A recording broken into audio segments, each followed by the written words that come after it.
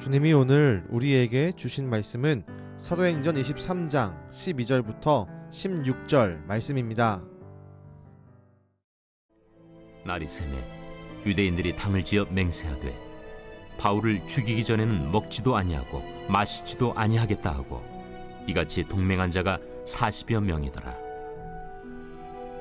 대제사장들과 장로들에게 가서 말하되 우리가 바울을 죽이기 전에는 아무것도 먹지 않기로 굳게 맹세하였으니 이제 너희는 그의 사실을 더 자세히 물어보려는 척하면서 공회와 함께 천부장에게 청하여 바울을 너희에게로 데리고 내려오게 하라. 우리는 그가 가까이 오기 전에 죽이기로 준비하였노라.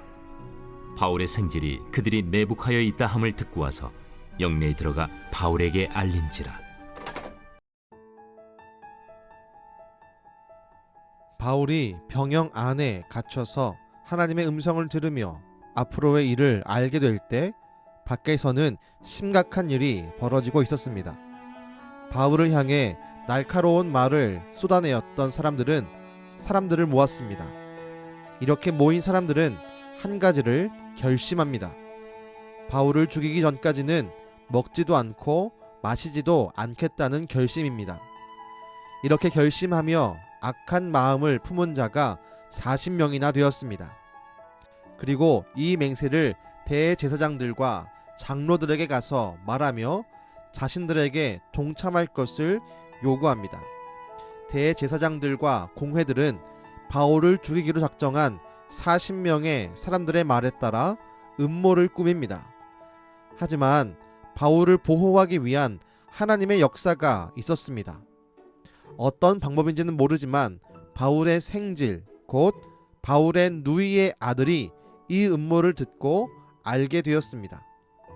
그리고 바울에게 위급한 상황을 알려주게 되었습니다.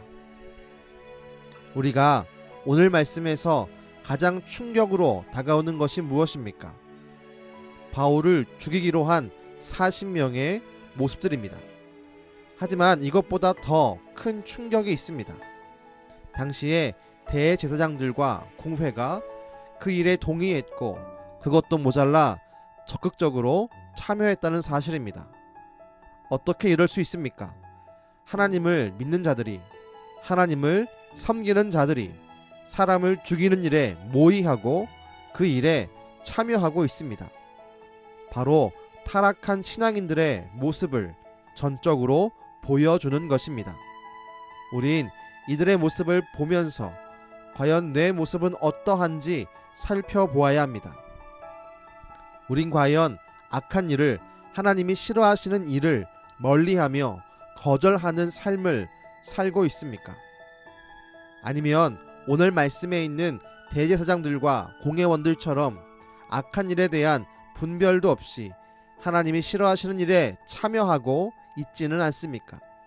오늘날 기독교인을 향한 사회적 신뢰도가 추락하고 있습니다.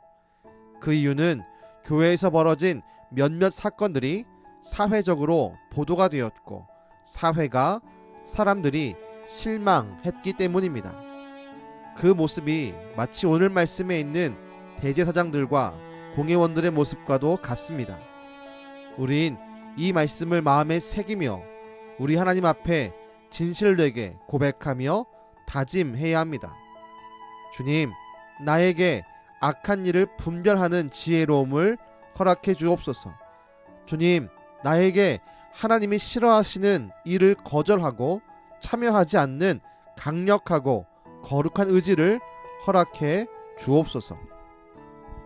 바라기는 우리 모두가 다시 한번 이 땅 가운데 그리스도의 향기를 드러내고 진실된 신앙인의 표본이 되는 삶을 살게 되기를 주님의 이름으로 축원합니다. 기도하겠습니다. 주님, 오늘 말씀에서 바울을 죽이기로 작정했던 40명의 모습을 봅니다.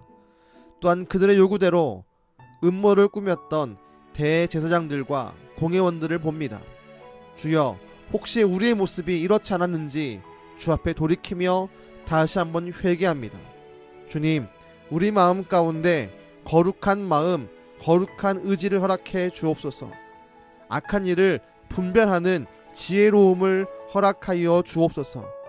나로 인해 다시 한번 하나님의 영광이 드러나게 하시고, 나 때문에 주님의 교회에 대한 신뢰도가 이 사회 가운데 다시 한번 올라서게 하여 주옵소서.